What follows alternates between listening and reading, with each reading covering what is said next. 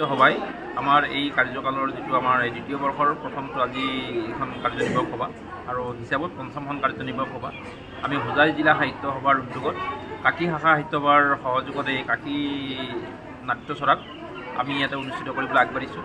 ইতিমধ্যে আমাৰ পতাকা উত্তোলন কাৰ্যসূচী হ'ল, স্মৃতি তৰ্পণ হ'ল, শ্বহীদ তৰ্পণ হ'ল, আমাৰ বিশ্বৰত্ন সুধাকণ্ঠ ভূপেন হাজৰিকা দেৱলৈ আমি পুষ্পাঞ্জলি প্ৰদান কৰিলোঁ। ইয়াৰ পিছতে আমাৰ মহিলাসকলৰ যি আকাশ অনুষ্ঠান, সেই আকাশ অনুষ্ঠান আমি অনুষ্ঠিত কৰিম। তাৰপিছতে নতুন প্ৰজন্মৰ আমাৰ প্ৰতিভা বিকাশৰ অনুষ্ঠান আমি ৰামধেনু অনুষ্ঠান আমাৰ অনুষ্ঠিত হ'ব। তাৰপিছত আমাৰ বিভিন্ন সাংস্কৃতিক অনুষ্ঠান ইয়াতে অনুষ্ঠিত হ'ব আৰু আজি 4 বজাৰ পৰা আমাৰ অসম সাহিত্য সভাৰ এই পঞ্চমখন পূৰ্ণাংগ কাৰ্যনিৰ্বাহক সভাৰ উদ্বোধনী অনুষ্ঠান ইয়াতে অনুষ্ঠিত হ'ব।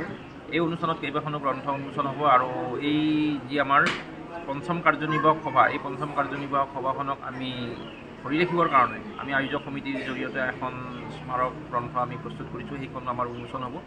আমাৰ এটা ক্ষুদ্ৰ প্ৰয়াস যে আমি অসম সাহিত্য সভাক আমি জাতীয় জীৱনৰ মাজলৈ আনিব বিচাৰিছোঁ। ইয়াৰ আগতে অসম সাহিত্য সভাৰ যিবোৰ কাৰ্যনিৰ্বাহক সভা হৈছিল চহৰীয়া অঞ্চলত হৈছিল, আমি কিন্তু এতিয়া গ্ৰাম্য অঞ্চললৈ আহিছোঁ, জনতাৰ মাজলৈ আহিছোঁ, ৰাইজৰ মাজলৈ আহিছোঁ, য'ত এখন হোটেল নাই, য'ত চাৰ্কিট হাউচ নাই, তাত কোনো আভিজাত্যশালী কোনো কথা নাই। সেইকাৰণে আমি আড়ম্বৰ বৰ্জিত এটা অনুষ্ঠানলৈ আহিছোঁ আৰু আমি আয়োজকসকলক এই কথা জনাই দিছোঁ যে আমাৰ যিবোৰ কাৰ্যনিৰ্বাহক বিষয়ববীয়া কৰ্মকৰ্তা সেই সকলোকে প্ৰত্যেকে ইয়াতে আমাৰ বাসিন্দাসকলৰ ঘৰে ঘৰে ৰাখিব। ইয়াৰ জৰিয়তে আমাৰ সেই বাসিন্দাসকলৰ লগত এটা ভাৱৰ আদান প্ৰদান হ'ব, মত বিনিময় হ'ব, আমি জাতীয় জীৱনটোক আমি ওচৰ চপাই আনিব পাৰোঁ। গতিকে লাহে লাহে সভাখন আমি দেখিছিলোঁ যে জাতীয় জীৱনৰ পৰা লাহে লাহে আঁতৰি যাবলৈ আৰম্ভ কৰিছিল আৰু সেইকাৰণে মই প্ৰধান সম্পাদক হৈ সেই নেতৃত্বটো আমি লৈছিলোঁ আৰু আমি ডেকা শক্তিক আমি অগ্ৰাধিকাৰ দিছোঁ। আমি কাৰ্বি আংলং জিলাৰ আমাৰ যি ডিফু আঞ্চলিক কাৰ্যালয় তাৰ আমি দায়িত্ব আমি বিশ্বজ্যোতি হাজৰিকা ডাঙৰীয়াক আমি দিছোঁ। তেওঁ অতি সুন্দৰভাৱে সেই অঞ্চলত পাহাৰ অঞ্চলত আমাৰ সাহিত্য সভা সেৱা কৰিছে। আজি আমাৰ বিৰাজ কুমাৰ বৰা, তেওঁ যিটো আমি হোজাই অঞ্চলত এই অঞ্চলত যিটো জাগৰণ আনিছে, গতিকে আমি ইয়াৰ আগতে এনেকুৱা ধৰণৰ জাগৰণ আমি দেখা নাছিলোঁ, আমি ৰাইজৰ মাজলৈ অহাৰ সুযোগ নাছিল। গতিকে তেনেকুৱাকৈ আমি প্ৰতিটো জাতি জনগোষ্ঠীৰ ভাষা সাহিত্য সংস্কৃতিক আমি সন্মান জনাই অসম সাহিত্যক আমি আগবঢ়াই লৈ যোৱাৰ আমি প্ৰয়াস কৰিছোঁ।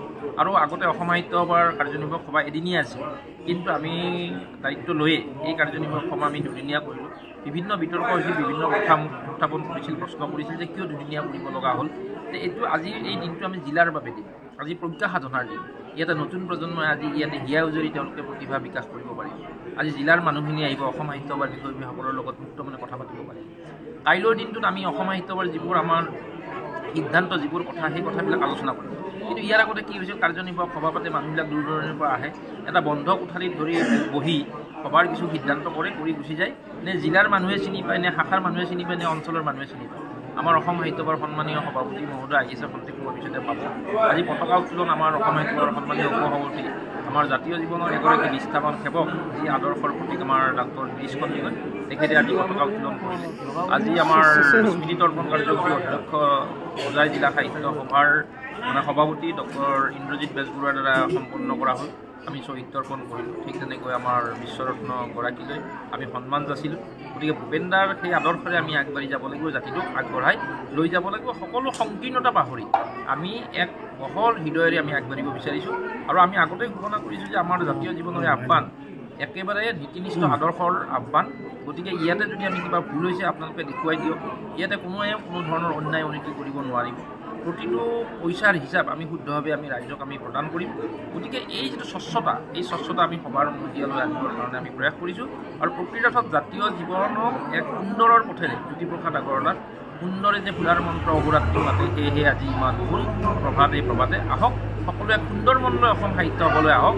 কোনো ধৰণৰ আপোনালোকে কোনো ধৰণৰ আদৰ্শৰ পৰা বিচলিত হৈ কেতিয়াও সভালৈ নাহিব। জাতীয় জীৱনৰ সেৱা কৰিবলৈ আহক, সেৱক হিচাপে জাতীয় জীৱনলৈ আহক। এয়া আমাৰ আজি ইয়াৰ পৰা আহ্বান।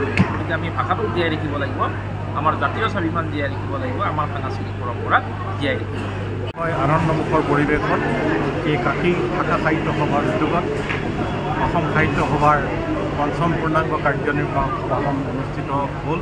আজি প্ৰথম দিনৰ কাৰ্যসূচী সম্পন্ন হৈছে। অতি উদুলি পৰিৱেশ। আমি অসমৰ বিভিন্ন ঠাইৰ পৰা ইয়াত আহি সাহিত্যৰ আমাৰ সদস্যসকল, সাহিত্য সভাৰ সদস্যসকল উপস্থিত হৈছেহি। আজি 10খন গ্ৰন্থ, এখন স্মাৰক গ্ৰন্থ ইয়াত অনুষ্ঠিত হৈছে। বিভিন্ন ভাষাৰ লেখক লেখিকাসকল ইয়াত উপস্থিত হৈছেহি। গতিকে অসমৰ ভাষা সাহিত্যৰ ভঁৰাললৈ আজি 10খন গ্ৰন্থ কাকি এই মঞ্চত অনুষ্ঠিত হ'ল। মই মই আশা কৰিছোঁ পঢ়ুৱৈ সমাজ ইয়াৰ যোগেদি উপকৃত হ'ব আৰু আমি আশা কৰিছোঁ অসম সাহিত্য সভাৰ কাইলৈ হ'বলগীয়া তৃতীয় দিনৰ কাৰ্যসূচী আগন্তুক দিনসমূহত অসম সাহিত্য সভাই কেনেধৰণৰ কাৰ্যসূচীৰে আগবাঢ়ি যাব এইসমূহ আলোচনা হ'ব পৰ্যালোচনা হ'ব আৰু তাৰ যোগেদি আমি অসম সাহিত্য সভাৰ বিভিন্ন কাৰ্যসূচীৰে